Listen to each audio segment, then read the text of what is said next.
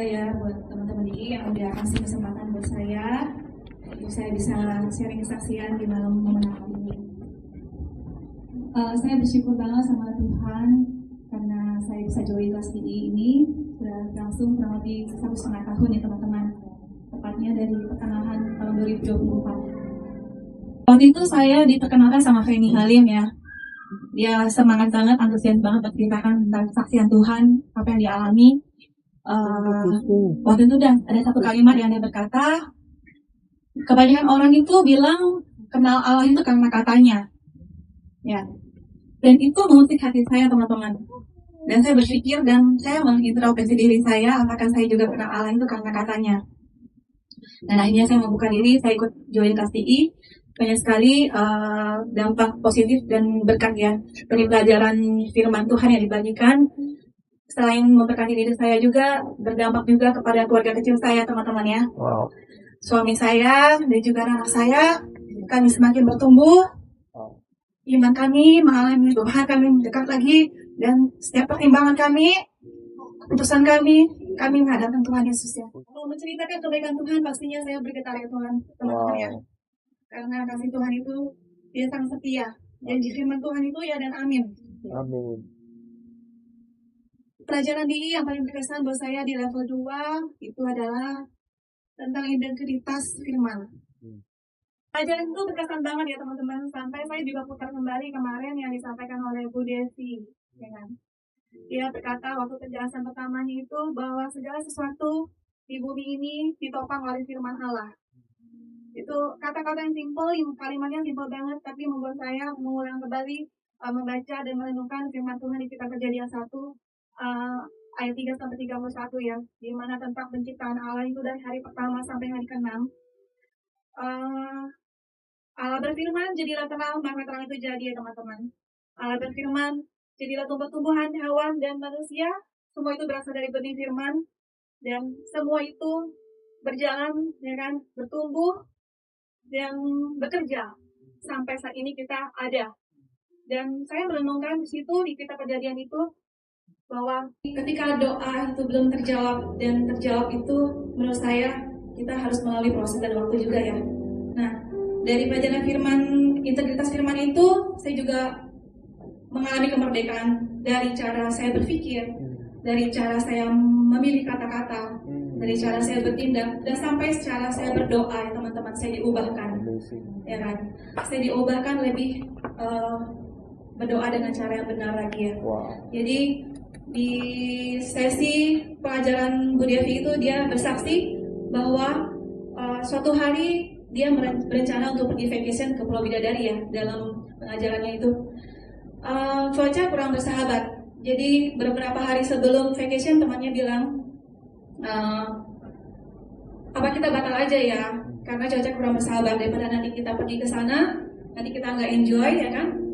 Tapi Bu Devi mencerminkan sikap anak Allah. Dia mengandalkan janji firman Allah itu bekerja dalam hidupnya dan mempraktekkan kuasa otoritas sebagai anak Allah. Dan itu juga mengusik saya. Oh, ternyata saya juga diperkuat iman saya ya. Saya lebih mengerti lagi identitas saya sebagai anak Allah, dan saya juga bisa mempraktekkan sama seperti anak Tuhan yang lainnya. Gitu. Dan akhirnya saya juga bersyukur ya teman-teman dari kelas DI ini, dari diadakan kelompok diskusi itu saya banyak bertanya, dan dari sharing teman-teman, kesaksian teman-teman itu juga membuat saya mengerti lagi dan lagi, dan saya mengalami janjinya Tuhan dan saya mempraktekkan juga. Saya juga meniru, ya kan? Seperti gambaran kitab Kejadian pasal 1 ya kan, di ayat 21 kalau salah, di mana Allah bilang mari kita menciptakan manusia seturut gambar kita. Di situ saya juga semakin memperkuat diri saya bahwa identitas saya serupa dengan gambaran Allah. Jadi setiap tindakan saya bisa berkata saya percaya 100% kepada Allah bahwa janji itu pasti digenapi. Satu contoh saya bertanya pas diskusi, Bu Devi, mengapa Bu Devi bisa dengan percaya sekali setiap kali Bu Devi mau melakukan sesuatu percaya akan terjadi, ya kan? Jadi saya bertanya, selama ini saya berdoa Tuhan, kalau Tuhan izinkan atau Tuhan berkenan, boleh ya Tuhan. Kalau misalnya Tuhan izinkan, saya bersyukur dan saya berterima kasih, ya kan. Tapi kalau enggak dikabulkan ya nggak apa-apa. Saya percaya rencana Tuhan ada yang indah buat saya. Ternyata cara berdoa seperti ini tidak tepat ya. Akhirnya saya diarahkan sama Bu Devi waktu itu. Dan dia bertanya sama saya, kira-kira apa yang menjadi pergumulan kamu sehingga membuat kamu berdoa itu diulang-ulang, ya kan? Dan kenapa kamu tidak percaya gitu kan? Saya akhirnya berkata, saya memang ada satu pergumulan. Saya ingin menjual satu unit rumah saya di Jakarta, ya kan?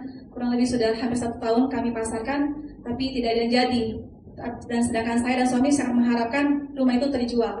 Oke, kalau gitu kapan targetnya, kata Bu Devi? Kamu harus punya target waktunya, ya kan? Berapa lama itu kan dijual? Saya bilang Desember 2025 paling lambat gitu kan. Terus Bu Devi langsung spontan, lama amat katanya, ya kan? Gimana kalau Agustus, dia bilang gitu kan. Wah, saya langsung kaget, cepet amat gitu. Ya kan? Waktu itu bulan Juli kan ya. Nah, berarti kalau bulan Agustus bulan depan dong gitu kan. Tapi saya nurut aja ya teman-teman. Tapi hati saya juga kaget ya, nggak tahu, saya nggak sepakat gini mungkin ya. Ya udah, didoakanlah. Saya juga berterima kasih waktu itu ada Pak Beni ya. Terus juga ada saksinya juga waktu yang saksinya Tony yang hari ini nggak hadir. Jadi saya bersyukur ada spontan dukungan ya kan, mengajak doa sepakat. Dan ditanya nominalnya berapa, saya bilang sekian. Terus Ibu Devi bilang, kamu percaya nggak Tuhan juga bisa sanggup memberikan janjinya melebihi dari nilai nominal yang kamu mau. Amin, saya bilang.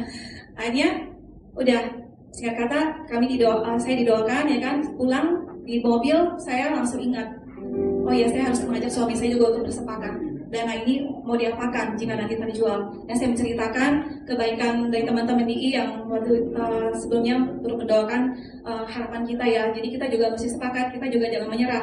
Kalau mereka mendukung kita juga percaya kepada Tuhan. Oke, akhirnya kita deal, sepakat dana itu akan diapakan. Tapi selama mendekati bulan Agustus itu saya mulai penasaran nih teman-teman, kok nggak ada tanda-tanda? Kok pengunjung yang berkunjung melihat rumah kami kayaknya nggak ada tanda-tanda niat mau beli nih gitu kan? Nah, saya mulai ragu dan keraguan itu mulai hidup ya kan? Ada kekhawatiran misalnya pembeli kira-kira akan cocok nggak ya dengan rumah saya kalau dia beli? Nanti dia puas nggak ya? Nanti dia menggerutu nggak ya? Nanti dia mengeluh nggak ya kalau nanti dia udah tinggal? Jadi bermacam keraguan itu timbul. Dan saya baru sadar itu ternyata bisikan si jahat untuk merebut benih firman, janji firman itu yang di dalam hati saya. Dan saya baru ingat lagi dan ayat firman Tuhan di Yakobus 4 ayat 7. Tunduklah kepada Allah dan lawanlah iblis, maka dia akan lari daripadamu. Di situ langsung saya praktekkan sebagai kuasa otoritas anak Allah. Saya juga mau seperti Bu Devi. Saya langsung bilang, saya percaya rumah ini akan terjual. Tuhan Yesus pasti akan mengirimkan pembeli yang berjodoh untuk membeli rumah kami. Dia akan tinggal di rumah itu dengan penuh sukacita. Dia akan diberkati, dia akan damai sejahtera, dia akan berlimpah rezekinya. Saya berkati. Wow. Ya kan? Dan dia akan membeli rumah kami sesuai dengan kebutuhannya. Akhirnya akhir Oktober tanda jadi berhasil teman-teman ya. Wow. Lalu 15 November kemarin sudah closing di notaris. Dan dari hal ini teman-teman saya belajar bahwa doa itu masih sepakat ya teman-temannya. Selain sepakat kepada Allah, tapi sepakat dengan diri kita sendiri juga. Apa yang kita berkatakan, kita doakan, mesti sepakat dengan pikiran kita, hati kita, dan tindakan kita. Juga sepakat dengan orang lain yang berhubungan dengan kita. Selain itu, kita juga percaya doa itu nggak instan akan terjawab, tetapi akan melalui proses dan waktu ya teman-teman. Jadi buah-buah roh sabar itu berpengaruh juga ya teman-teman. Janji Tuhan itu ya dan amin. Yesaya 55 ayat 11. Demikianlah firmanku yang keluar dari mulutku tidak akan kembali kepadaku dengan sia-sia. Ia akan melaksanakan apa yang kukehendaki. Amin ya teman-teman. Ya, aku percaya janji firman Tuhan itu ya dan amin ya teman-teman. Terima kasih. Terima kasih.